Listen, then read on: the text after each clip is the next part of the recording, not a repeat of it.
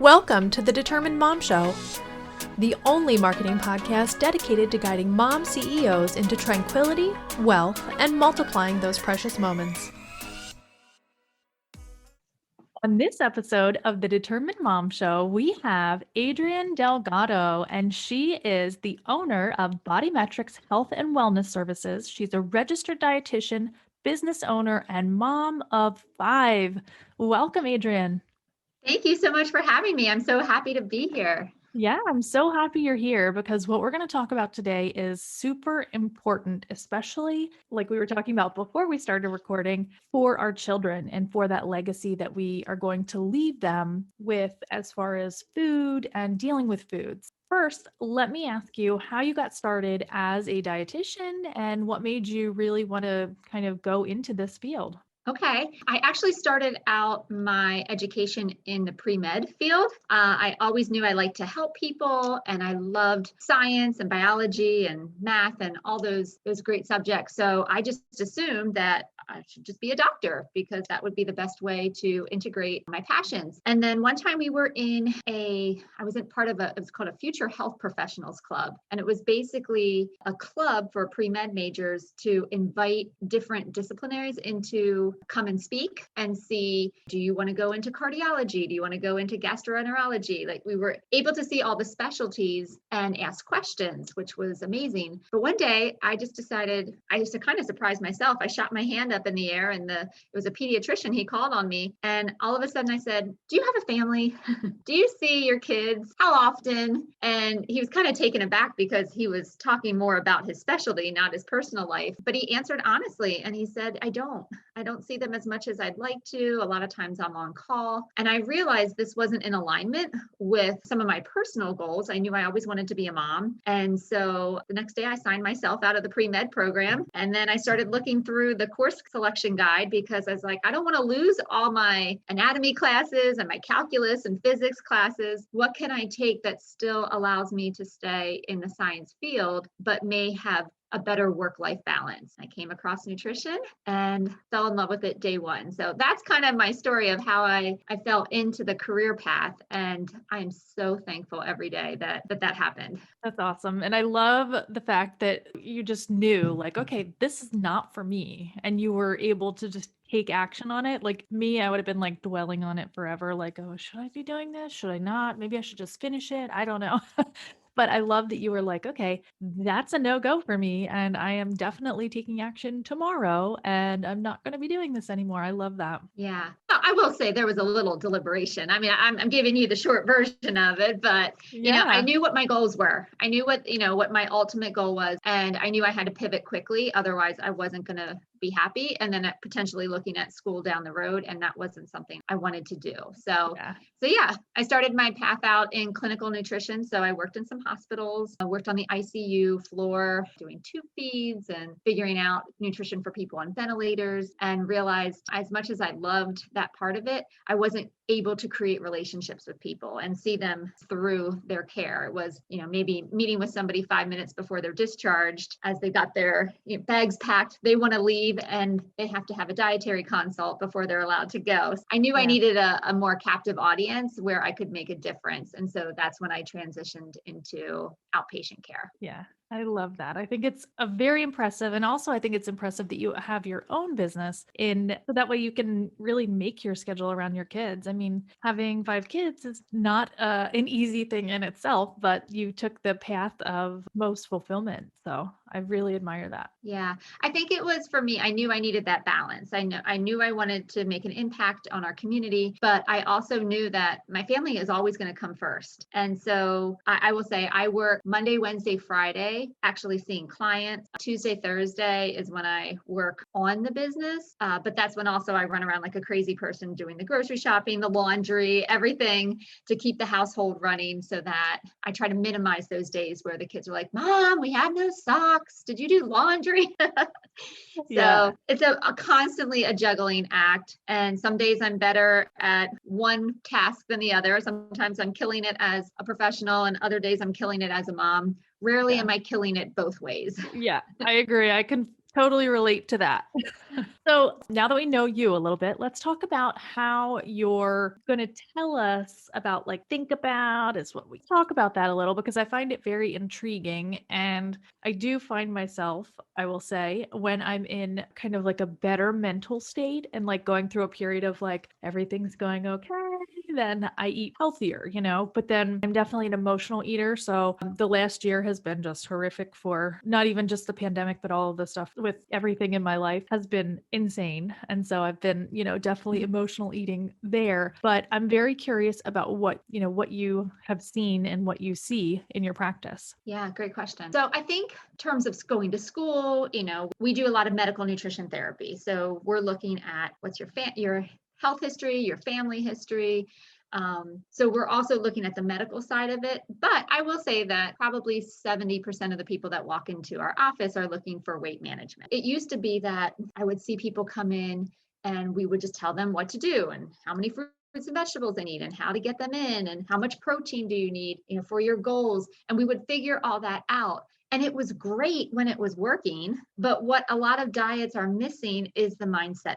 How do you talk to yourself at 9 o'clock at night when the kids are in bed and all you want is chocolate? A lot of plans out there, even commercial plans, are eat this, not that. At 8 o'clock, 8 in the morning, you're going to eat a half a cup of oatmeal with, a tablespoon of raisins. And at noon, you're going to eat a salad with grilled chicken on it. And then for snack, you're going to have cottage cheese and a half a cup of pineapple. Like anybody can follow that. That's not the problem. We can create a healthy diet, but if we don't address the mindset piece around it, all that gets thrown out the window as soon as life happens, right? Or as soon as we feel frustrated or overwhelmed or exhausted. And so I realized there's got to be a second piece to this. It's not just tell people what to eat and when. It's how do I work around my insecurities and my emotions and my stress? How do I learn to sit and be uncomfortable when I'm feeling anxious instead of trying to rush and cover it up really quickly?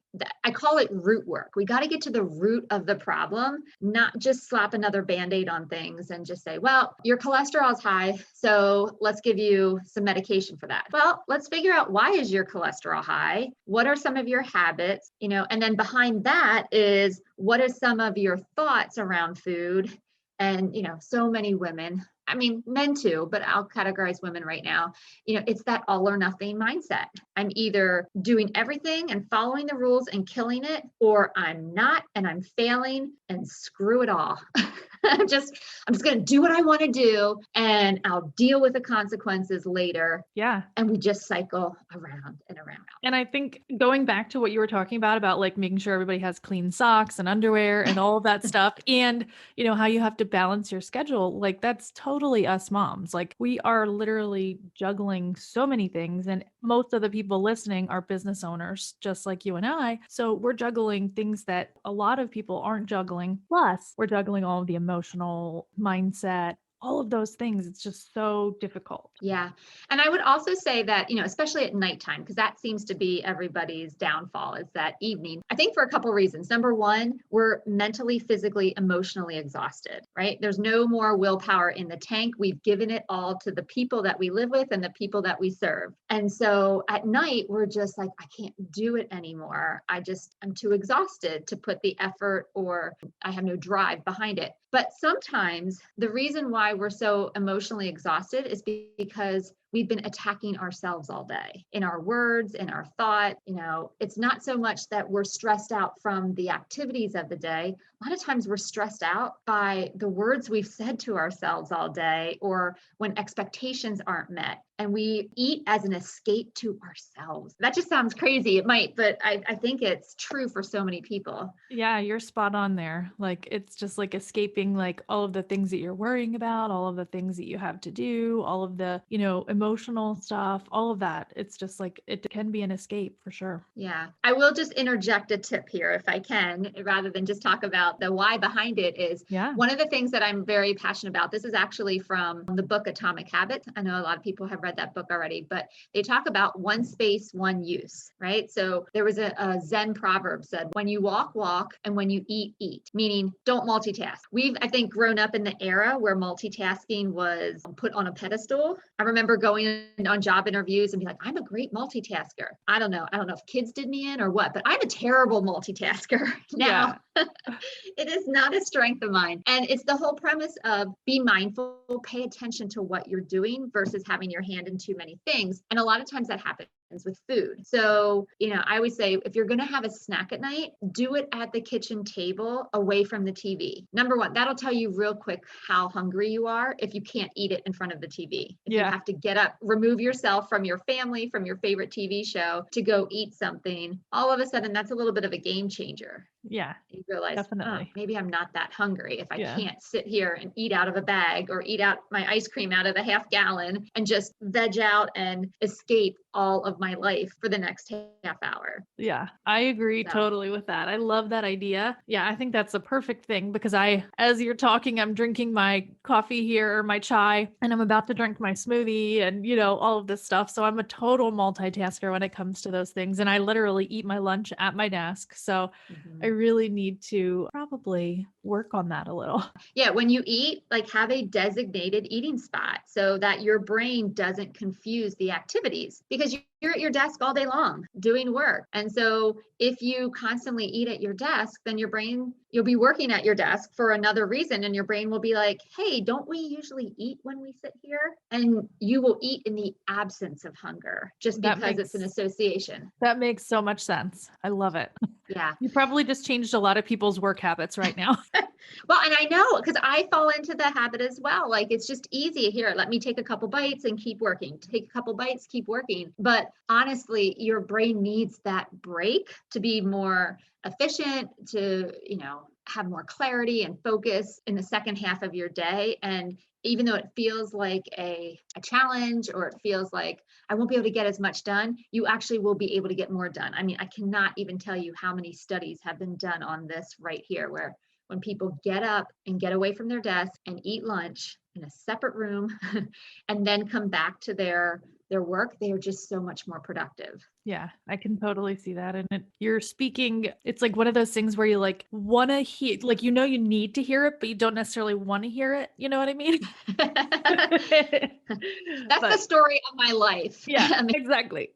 Everybody, they know they need to hear this, but can't you just tell me an easier way? Can't I just swap out this one ingredient for another and everything will be okay in the world? Yeah. No, you got to actually do the work. Yeah, exactly. So that's a great tip, just, to designate one space as your eating space. So that way your mind only associates eating in that spot. Another place that can get tricky is the bed, right? They always say, don't watch TV in bed, don't do other activities in bed, because then you'll have trouble sleeping because your body will be like, what are we doing here? Are we eating? Are we watching TV? Or are we sleeping? So sometimes that can be helpful. My other tip is I always tell people, if you're going to eat something, always make sure you're pulling out a ceramic plate. Yes. Why is that? Yeah, right. So first of all, if you pull out a plate, it means you're invested in the task at hand. All right. So how many of us just absentmindedly walk through the kitchen and we'll grab a handful of pretzels, or we'll grab a handful of chips, especially if there's other people in our house that are eating. Right. Yeah. And so I always tell people, well, if you're going to go eat a handful of pretzels, go get a plate for that. And they're like, I'm not going to get a plate. It's just 4 pretzels. I'm like, well, then you're not hungry. Again, if you have to go to the extra step of getting a plate out. And this is why I say not a paper plate, because a paper plate's easy to throw away. One you actually have to wash. Are you going to wash a ceramic plate for 4 pretzel sticks? That is a next level of commitment. I love that. It's are you now really committed to those? Yes. Are you going to do the dishes for this 4 pretzels? Yeah. And again, it's what we call pause points. They're just little things that we do and we insert into our day to just make sure that what we're doing is actually what we want to do and in alignment with our goals.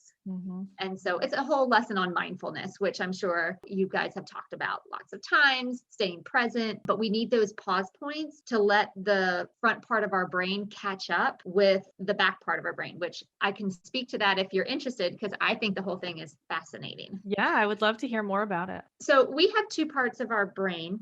We have many parts to our brain, but the 2 I'm going to talk about, the first one is called the prefrontal cortex, and that's right in the front of your brain. And the prefrontal cortex is responsible for forward thinking, logic, consequences, making sure that you're working in alignment with your goals. Like I said, consequences with, interestingly enough, in boys, the prefrontal cortex is the last part to develop. So this is why 18-year-old boys don't make great decisions Makes total because sense. their prefrontal cortex is not completely developed yet. They're not thinking of the consequences of, drag racing with their friend on the road, and they might actually be a cop up ahead. So the prefrontal cortex is obviously, when it comes to nutrition, the part of the brain we want to engage most often because it's the one that has our best interest at heart. Then we have this thing called the midbrain, which is in the back of the brain. It's also termed the toddler brain. And the reason it's termed the toddler brain is because every decision it makes is through the lens of pain avoidance and immediate gratification, right? It's like a toddler, but I want it. I want chocolate for breakfast. And you try to reason with this child, you can't have chocolate for breakfast. That's not a breakfast food. And the toddler could care less, but I want it. Yeah, I eat it other times of the day. So what is the difference between now and the other time? Right. You can't argue with toddlers. And so every decision that the toddler brain makes is through the lens of pain avoidance and immediate gratification. It's also the part of the brain that always answers first. So when you have an idea in your head, like I'm stressed, the midbrain, the toddler brain in the back says, oh, when you're stressed, let's eat chocolate. That's a good idea, because that's what we've done every time before when we're stressed. It thinks it's being helpful because it looks at, it's kind of like a card catalog. I'm dating myself here, right? A card catalog of every experience that you've been through. So when a problem arises, it answers quickly. And it always answers through the lens of pain avoidance and immediate gratification. Wow. The prefrontal cortex is a little slow to answer. And so a lot of times when we get craving, right? And we know they're cravings because they're urgent. Like, I need it now. Yeah. Not, maybe I'll have some chocolate. I don't know. Let me think about this. Is this what I want to do? It's, I need chocolate now, right? Yep. And that's just our midbrain throwing up an answer very quickly, but it's through the lens of pain avoidance. I want it now. I don't want to wait, and immediate gratification. So what we need to do is actually slow things down and allow the prefrontal cortex to get involved in the conversation. Yeah. And so by slowing things down, where in the middle of an emotion, time does not feel like it's on your side. Like, right. I have to take care of this uncomfortable emotion as quickly as possible because it's going to overtake me. And interestingly enough, the stress cycle is only about 90 seconds long. Oh, wow. So we're 90 seconds away from feeling completely different. But in the moment, it's like, no, this is the decision I'm making because this is what the midbrain told me. Mm-hmm. And so because I only have one decision available, this must be the one I have to take. So is not having those things available, right? Is that a way to solve that problem? Or sometimes I know, like, if I have a craving, I'm like, all right, well, I'm going to have to go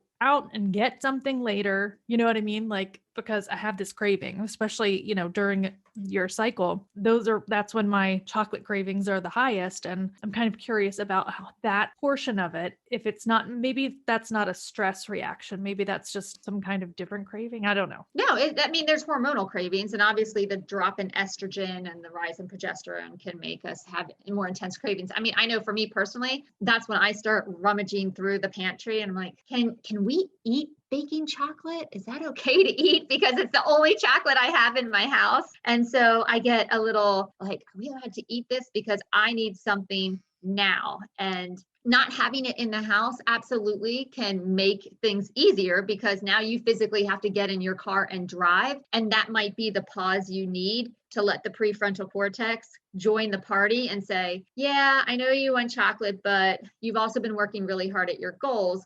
Can we substitute fruit? Because what we want is just all we want right now is something sweet. Or it's allowing the prefrontal cortex to join the party and say, you know what? I know you feel anxious right now.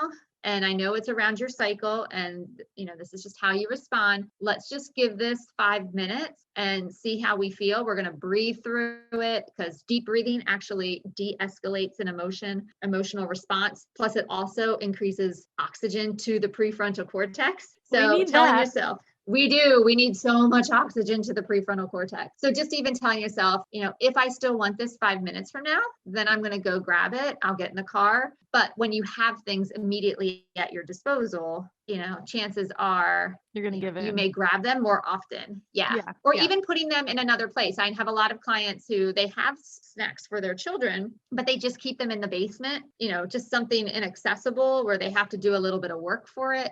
Or they'll put it. I had one lady, she used to watch her grandchildren, and her grandchild would always have a snack when he got home from school, and then they would do homework together. And she actually put the snacks in a plastic bin in her garage on top of the highest shelf. So she couldn't reach it, but she created a path for the grandson to walk up and grab a snack. So she made it completely inaccessible to herself, or she would have had to do like some type of gymnastics to get to that piece of chocolate, which would have created a long enough pause point for her to make sure, is this what I really want to do? I'm going to have to work for it a little bit. And she would be risking injury. So that's would true. Be totally going against the midbrain, right? That's right. That's right. Yeah. Because it's not immediate gratification. I've got to work for this. And it was just enough time for her body to be like, okay, is this really what I want to do? Yeah. And sometimes, I'm not going to lie to you. Sometimes you still want the chocolate.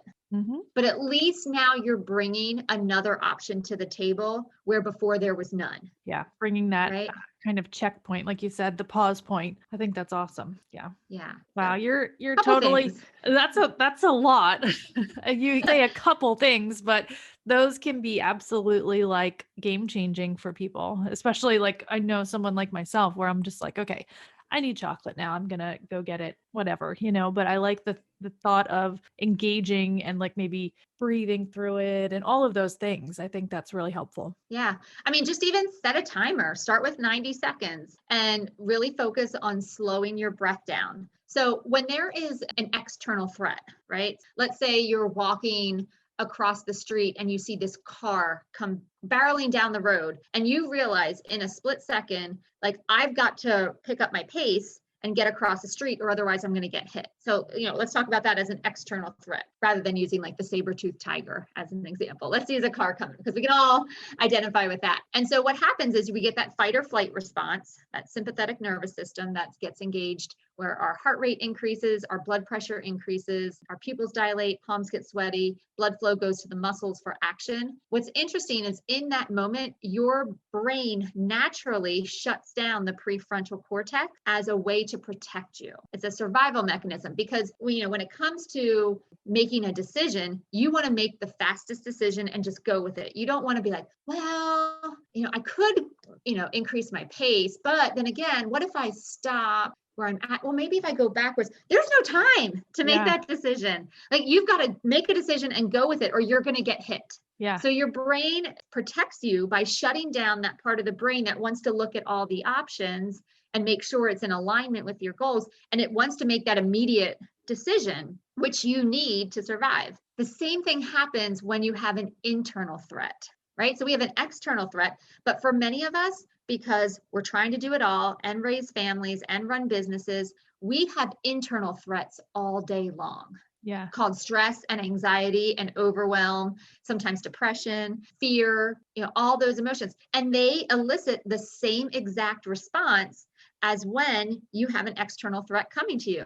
Wow. Your heart rate increases, your breath, you might start taking shallow breaths. You might notice you're getting rammy. I know for me, I get a little restless when the overwhelm starts to happen. Sometimes it was like, oh, I need to go eat something. That would be the first thought that would pop into my head. And so the same thing happens when you have an internal stress. You still get all those symptoms. The problem is there's no external threat coming at you, but you still feel the same way in that moment. Wow. And so again, your brain starts to shut things down as a way to protect you. Your job is to open that door right back up. And we do that through deep breaths, again, increasing oxygen flow to the prefrontal cortex to invite, this is just me feeling overwhelmed right now. I don't need to eat through it. I just need to make the next best step. Or how can I simplify this process and just do the next right thing? Yeah.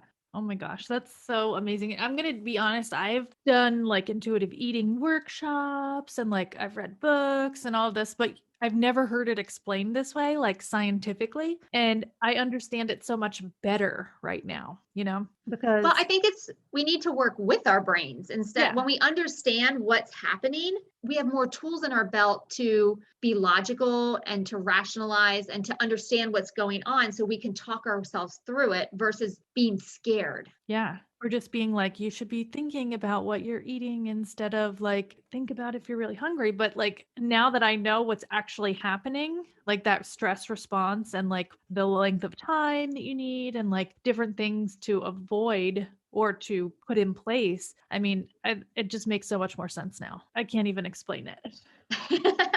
Well, good. That is the Yeah. point. So, Yeah.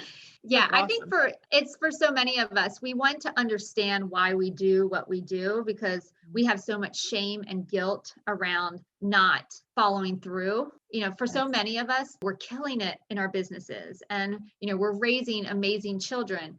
But yet, this nutrition thing is like our thorn in our side. Like, why can't I do this well and I do this well? Why am I always hung up in this one area? And I blame and our so parents.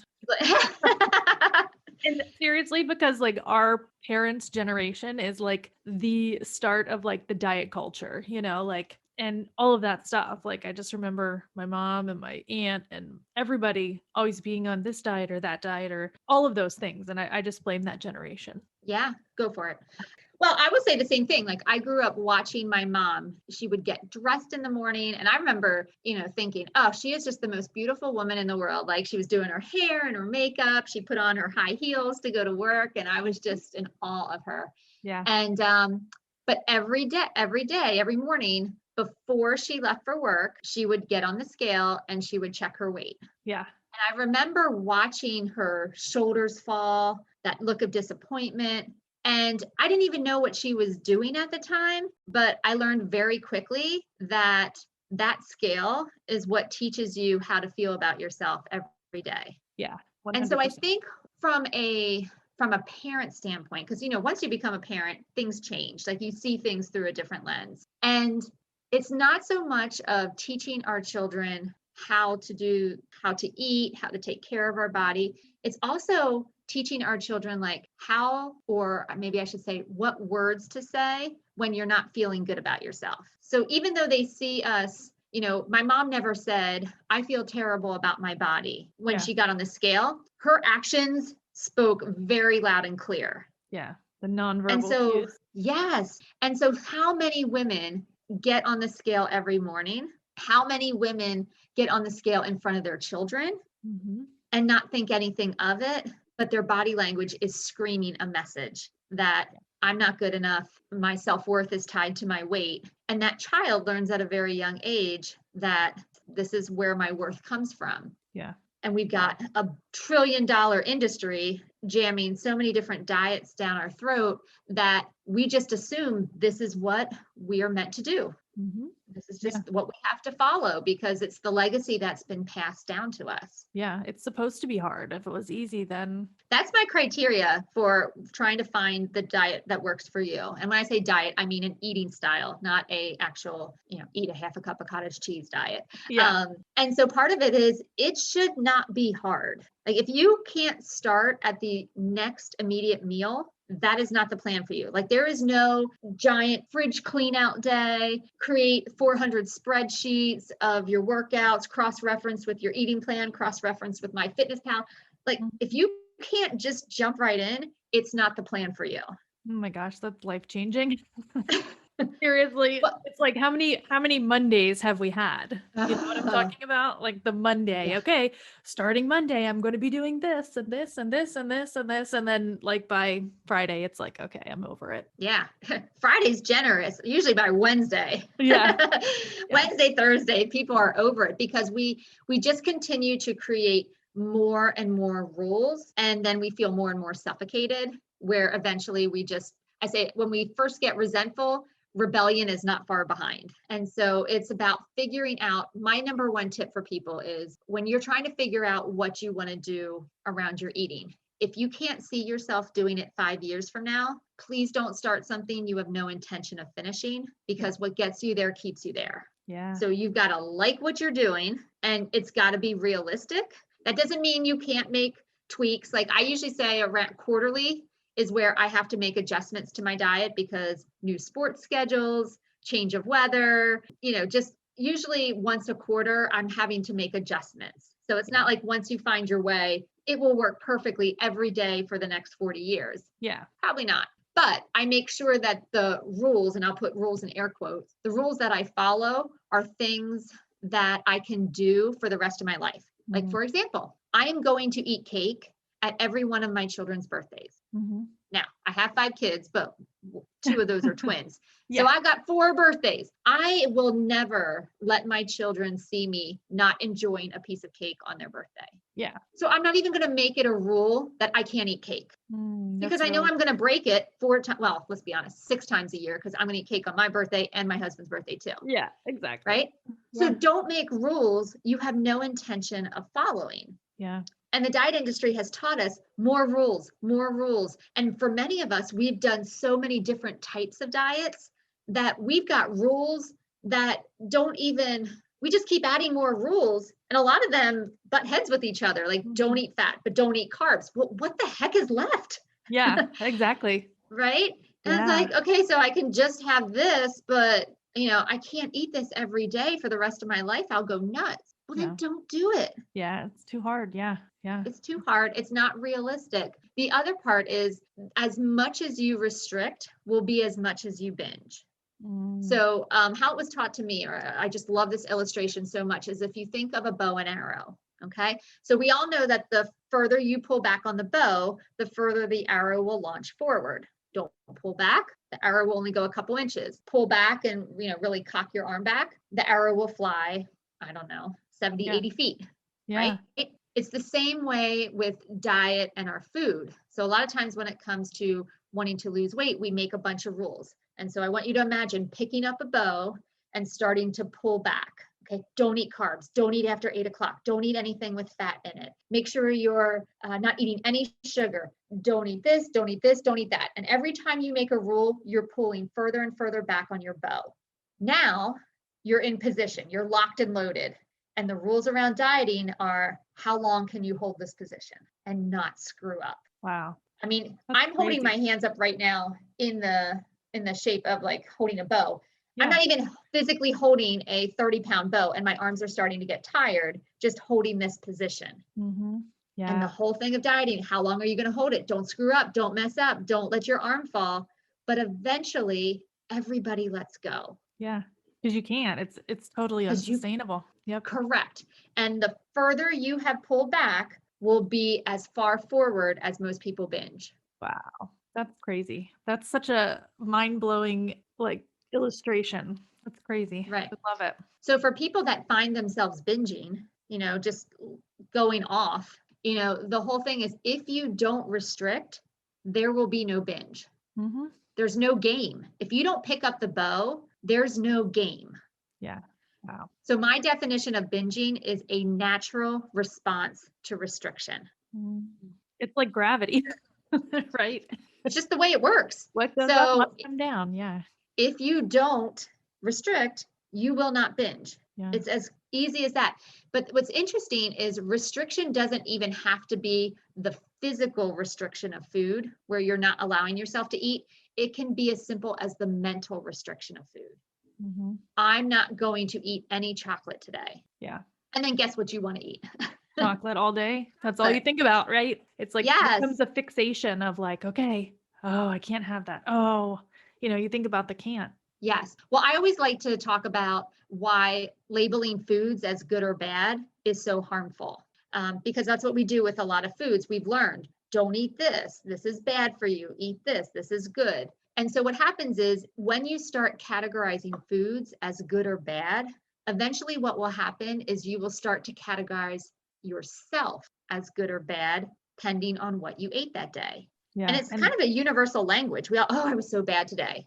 If you would say that, I would know automatically, oh, what did you eat? Yeah, exactly. Right? We don't even have to say I was bad with my food today. All we have to say is I was bad today. And we automatically know that you've assigned a moral assignment to your eating patterns. And it's interesting. Go ahead. Because it's not like when we go shopping, we're like, ooh, I was bad today. You're like, yeah, bought this, I got this, I got new shoes, like we celebrate those moments. But when you're talking about food, like you said, you instantly know that that's the bad thing that you did.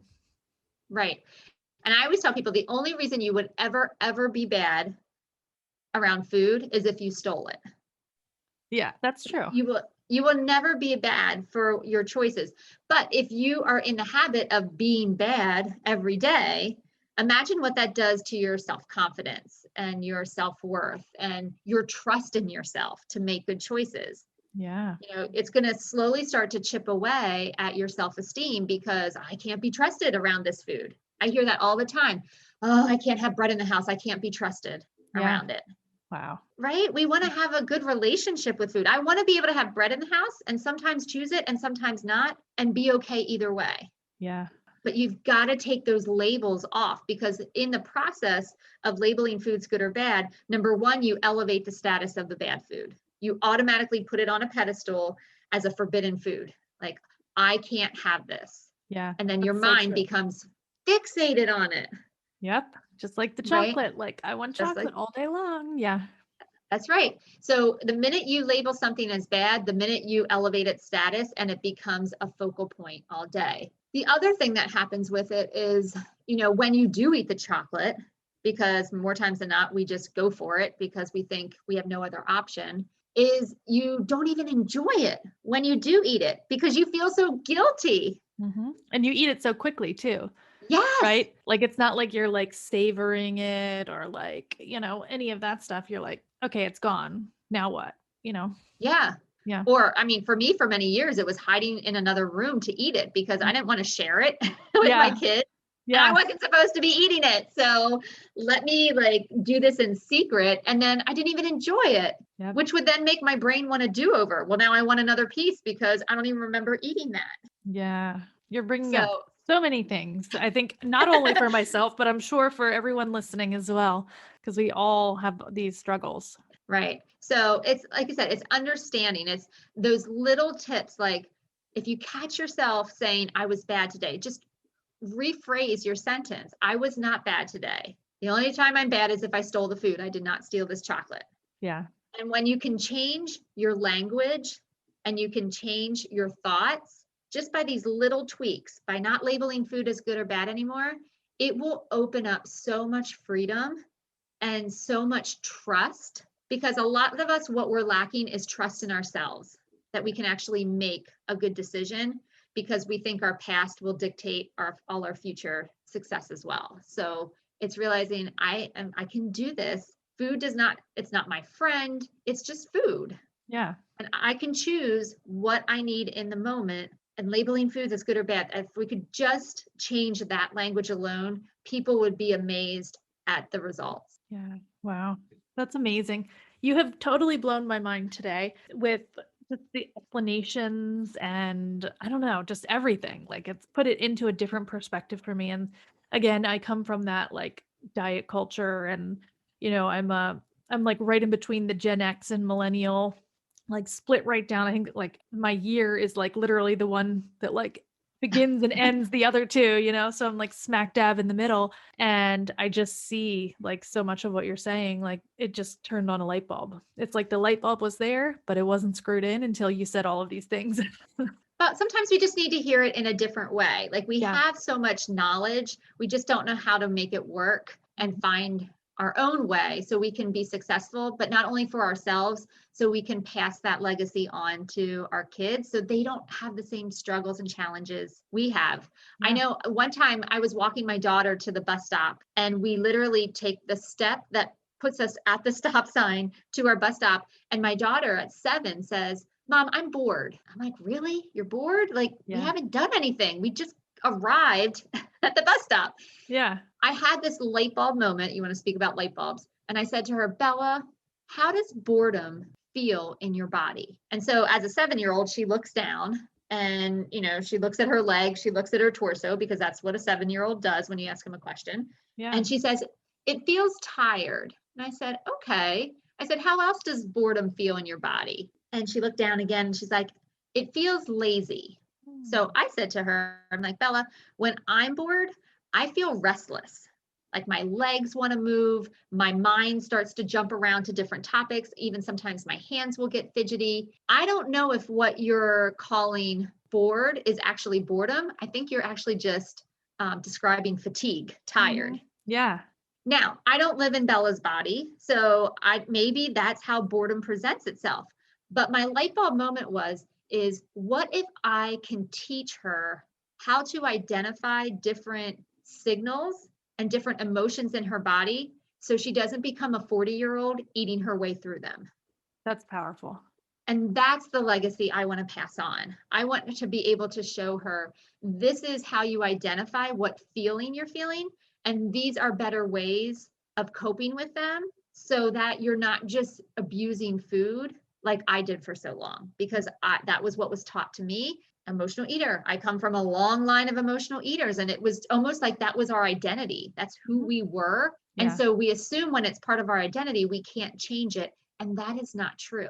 You get to create your own identity. Yeah, I love that. And it speaks volumes when you go to family functions and you just see like how people eat, and like every family function revolves around food. It doesn't revolve around like visiting or talking or catching up. It's like everybody just goes right for the table. That's how you know, right? Right. Well, because most of them haven't eaten all day because they were saving up Yeah, for exactly. smorgasbord. And so they're starving at that point. Yep. Yeah. All good stuff. So interesting. Everything that we've talked about today is just like, wow, it's amazing. I love it. I'm so excited that you're here. And I'm also excited that we kind of went on that, the scientific path as well, because that totally changed how I look at everything. Yeah. Love it. Yeah. When we can merge the two together, the practical and the educational piece behind it, that's usually where the light bulb moments come, and we're able to choose a different way. Yeah, definitely. So I have a question for you. How can people work with you? I have a feeling that a lot of people that are listening are going to be like, "Oh my goodness, I want to definitely work with her." And, how can people work with you? Great question. So our website is bodymetricshealth.com. Bodymetrics is the company that I own. And if you go under programs, with a tab on the website, there's a program called Diet Rehab. And so this is actually a 30-day mindset program that we offer to help you help introduce you to some of these thoughts around food. Most of the things that we talked about today, I integrate into the 30-day mindset program. So you watch like a 2 to 4 minute video, and then there's some journal work. And I know people sometimes roll their eyes, oh, a journal. But honestly, this is where all those thoughts that you have buried down deep, this is where they start to resurface, and you can start to question, I never really thought of it that way before.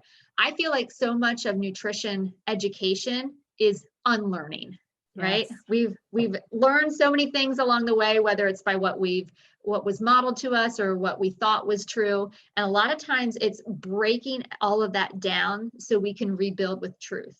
And so that's a 30-day mindset program. I also want to offer your listeners, if you type the word podcast in the coupon code, you'll get 10% off of that program. Oh, that's awesome. I love it. Thank you. Yes. And then for more information, so we're on Instagram, Facebook at Bodymetrics Health. And then I also have a podcast called Nourish, Eat, Repeat.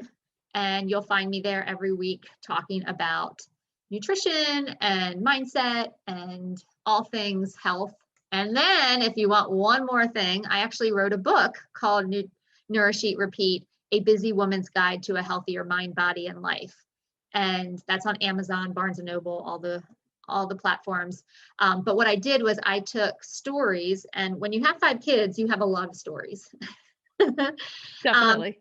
But I took the humorous stories of our family life that all moms can relate to. And you may not have the exact situation, but you've had similar ones.